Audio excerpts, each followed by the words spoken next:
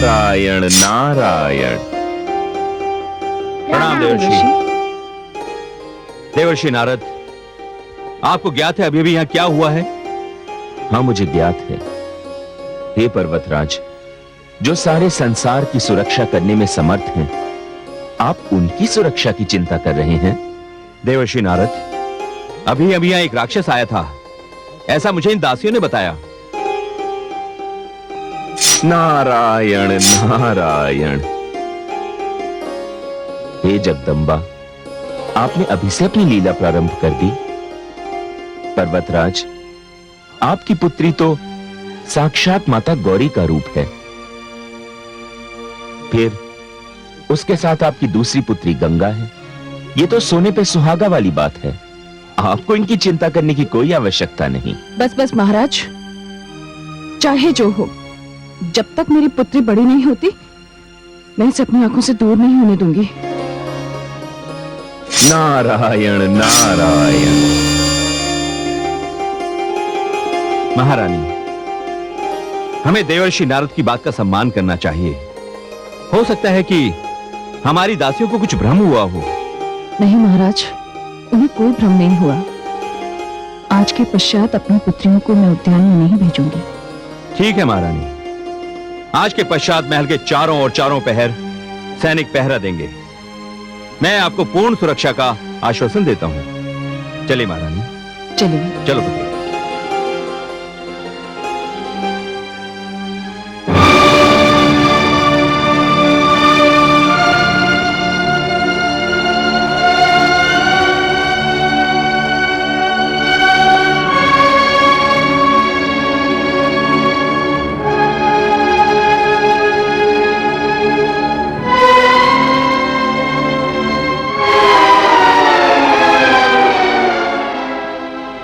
महाराज।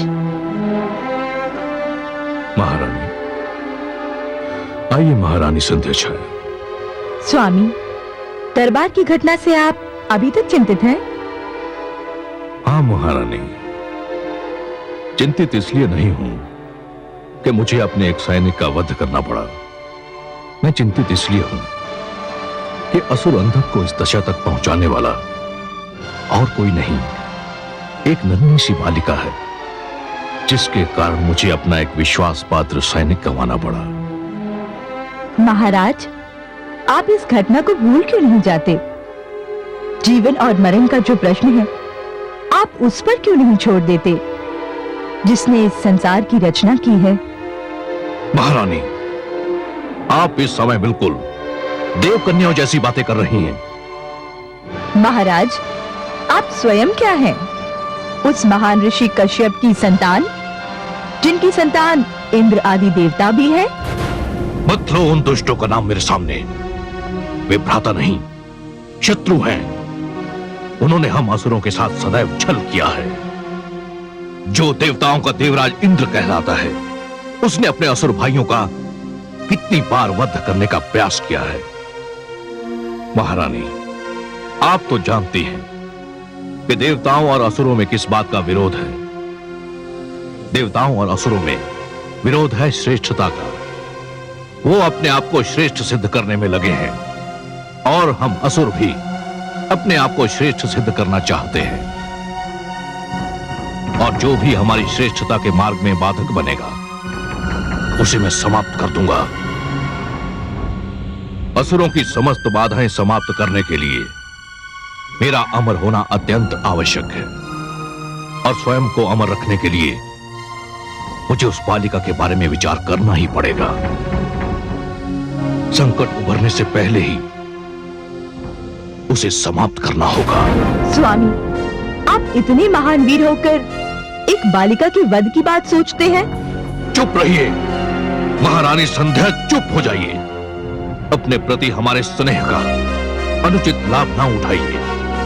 यदि इंद्र अपनी सौतेली माता के गर्भ में भी उसकी हत्या का प्रयास करता है, तो वो देवराज कहलाता है। और यदि मैं अपनी अमरता के मार्ग में आने वाली बाधा, यदि वो एक नन्ही बालिका है, उसे हटाता हूं, तो क्या मैं कायर कहलाऊंगा? नहीं नहीं महारानी, मैं अपने मार्ग में आने वाले उस कांटे को हटाने का सदैव प्रयत्न करता रहूंगा, चाहे संसार मुझे कुछ भी क्यों ना कहे।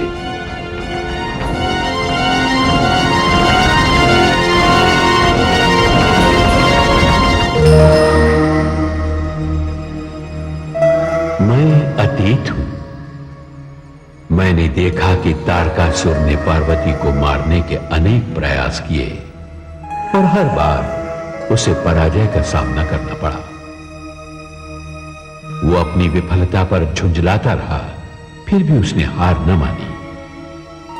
और इधर पर्वतराज और महारानी मेना अपनी पुत्री पार्वती की सुरक्षा के उपायों में लगे रहे। शक्ति का अवतार पार्वती पर्वतराज के स्नेह और महारानी मेना की ममता की छाह में बड़ी हो रही थी। और एक रात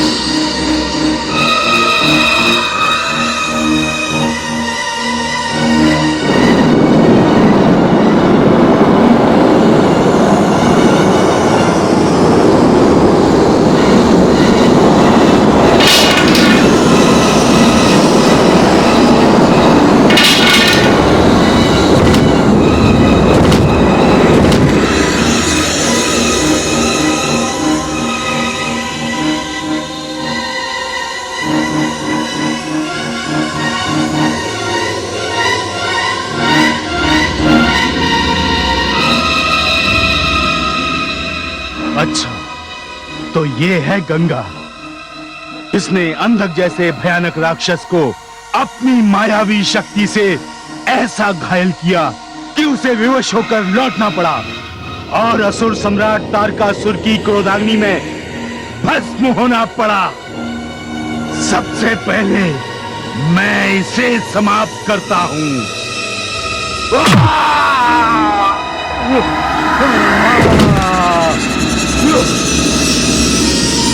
ये क्या हो रहा है?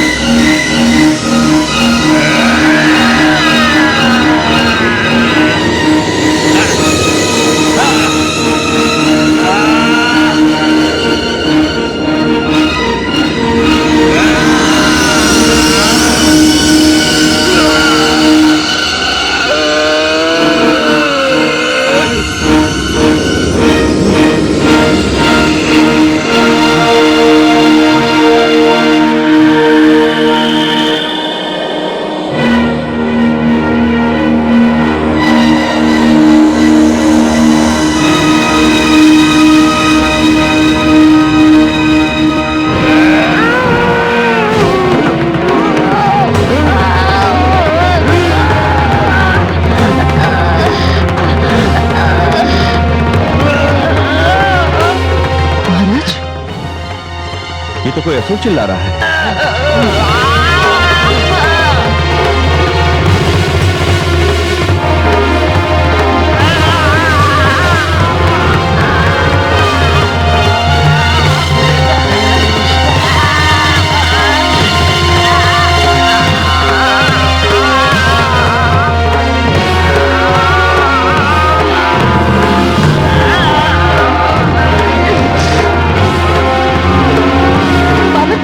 पार्वती, महाराज, महाराज मेरी बच्ची को बचाइए, महाराज मेरी बच्ची को बचाइए, महाराज।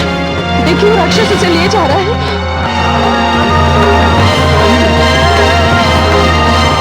महाराज, महाराज मेरी बच्ची को बचाइए, महाराज।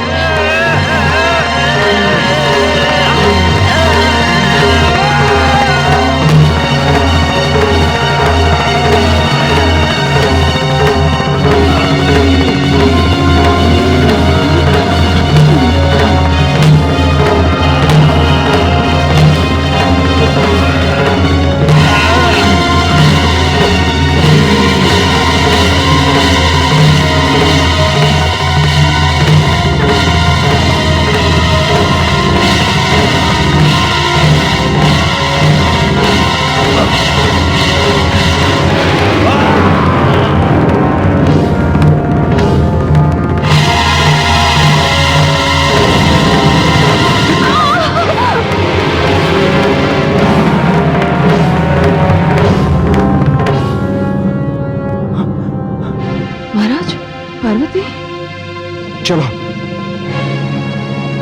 नहीं, रोते नहीं पार्वती, चुप हो जाओ पार्वती, रोते नहीं पार्वती, चुप हो जाओ, चुप हो जाओ।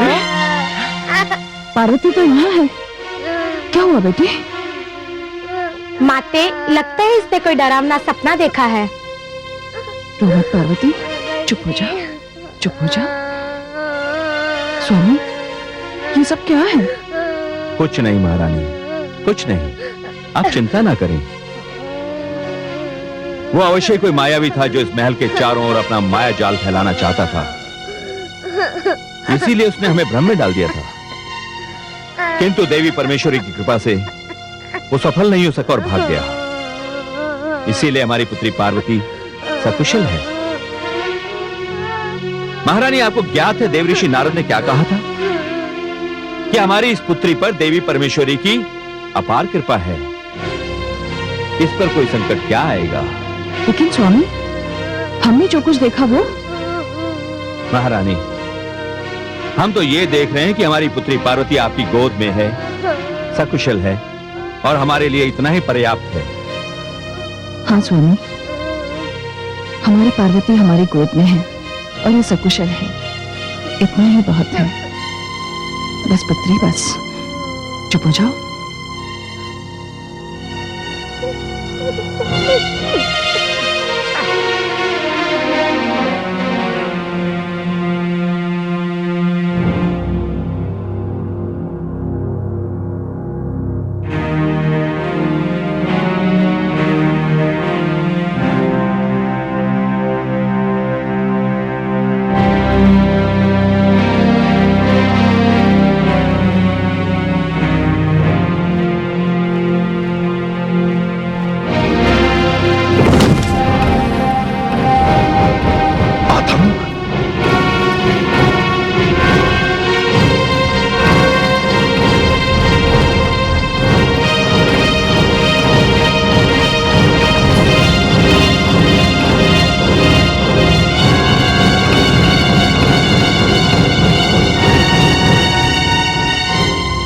असुरराज तारकासुर, मृत्यु तो जीवन का सबसे बड़ा सत्य है, किंतु तुम उन मूर्खों में से हो जो इस सत्य से बचने के लिए दो निर्दोष जीवों की बलि चढ़ा चुके हो।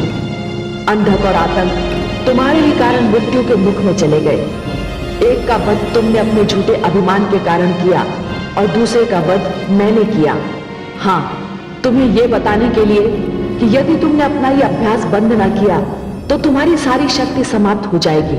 तुम्हारी सेना का एक एक वीर इसी प्रकार नष्ट हो जाएगा।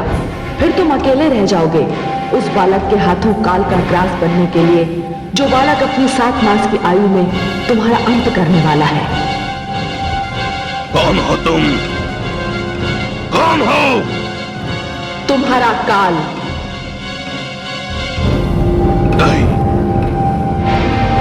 संसार की बड़ी से बड़ी शक्ति भी मेरे इस प्रयास को नहीं रोक सकती। मैं असंभव को संभव नहीं होने दूंगा। मैं शिव को सांसारिक बनाने वाली किसी भी शक्ति का विरोध करता रहूंगा। मेरे रहते शिव का विवाह नहीं हो सकता, कदापि नहीं हो सकता।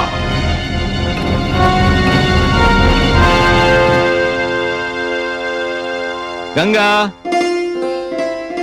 पार्वती, गंगा, आओ बच्चों आओ। प्रणाम प्रणाम प्रणाम। सदा सुखी रहो। देखो बच्चों, आज हम तुम्हारी कल्पना शक्ति की परीक्षा लेना चाहते हैं। हाँ हाँ हाँ। देखते हैं कि इसमें कितनी कला है। हाँ? हाँ। लाओ, आरंभ करो। मैं पर्वत बनाऊंगी। मैं घर बनाऊंगी। तुम क्या बनाओगी पार्वती? मुझे नहीं पता। देखो, बातें बनाना बंद करो। मिट्टी गीली है, जो भी बनाना है बना लो। सूख गई तो कुछ नहीं बना पाएंगे।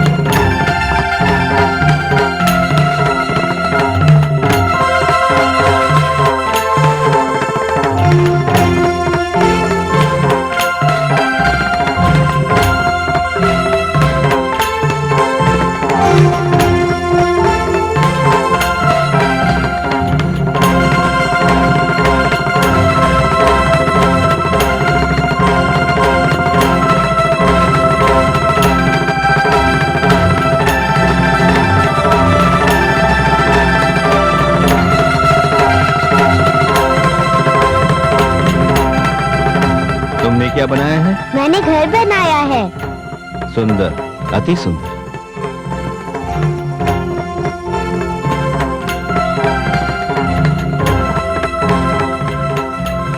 पुत्री गंगा, तुमने क्या बनाया है? पिताश्री, मैंने पर्वत बनाया है। वाह, सचमुच कितना सुंदर पर्वत बनाया हमारी लाडली पुत्री ने। पर्वत की पुत्री पर्वत नहीं बनाएगी तो और क्या बनाएगी? सुंदर, अति सुंदर।